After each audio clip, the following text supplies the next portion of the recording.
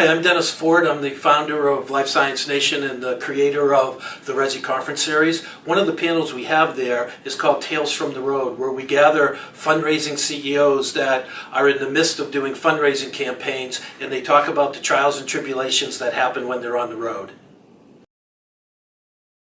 Maybe the panel could address, a little bit more from a tactical perspective is how do you do it? What's your experience in weaving your way into that network? I've been helped out quite a bit in using the Life Science Nation database, getting at family offices. These are extremely difficult targets to reach. You can't just pick up Pratt's Guide to Venture Capital and expect to be introduced to family offices. So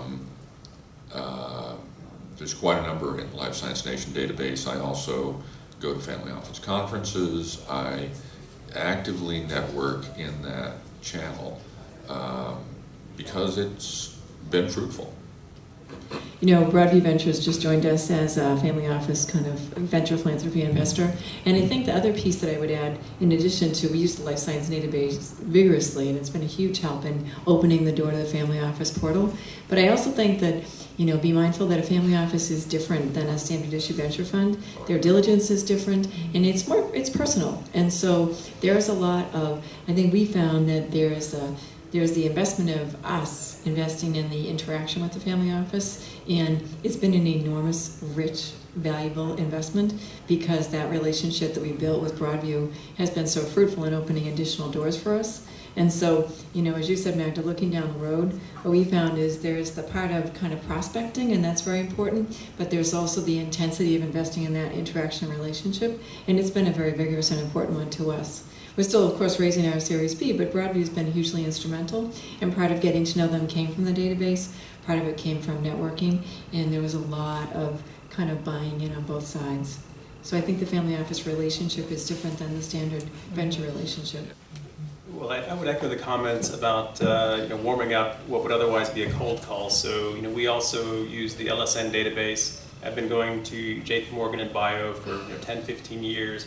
And you feel like you tend to meet most people, but I found there was at least another half of the database that I'd never even heard of. So between Life Science Nation and LinkedIn, you can pretty much find out who's in your network that knows the family office or that you're trying to reach out to. And of course that tends to be very helpful. And how many meetings do you think it takes to actually build the relationship, right? It's not always just one meeting that gets you the check. How many do you think it takes before you actually kind of get there? From my perspective, I don't think of it as the number of meetings. I think of it as a series of gating events. So as you go into due diligence with an investor, your probability of success in getting a check goes up, right? So there will be buying signals. Are they going to do intellectual property due diligence? You got to hire an attorney. That costs money. That's buy-in.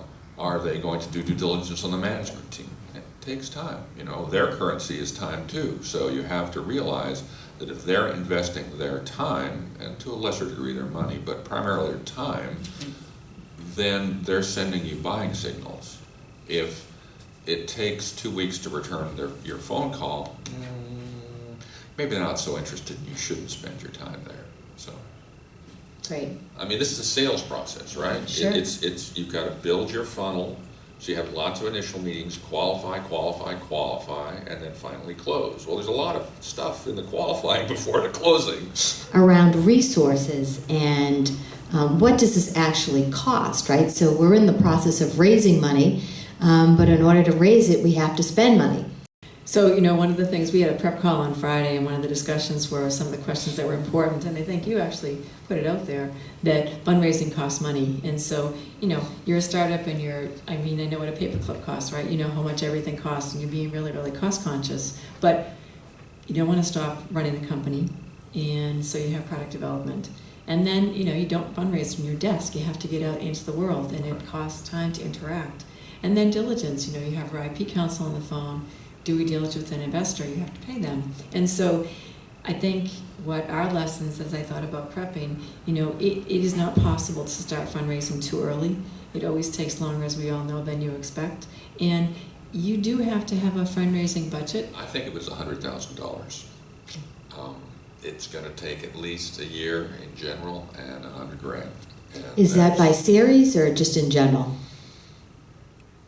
Well, it depends on who you're going after. If you're going after investors overseas, it takes more money, because I can't do a trip to Europe for less than about $5,000, even if I'm staying in Airbnbs and flying, middle seat squish.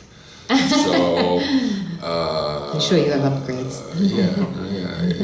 it just costs money, and it's just amazing how much money it costs. Going to conferences, flying in to meet people. You can't do it on air, and you cannot do it by email. It just does not work. We evolved to interact face to face. People are writing you a check. They want to look in your eyes. I hope the video was informative. I wrote a book to try and help fundraising CEOs and scientist entrepreneurs raise money, and we think there's a recipe for success. Buy the book, get the database, go to RESI conferences, make connections with investors that are a fit for your stage of development in your product set.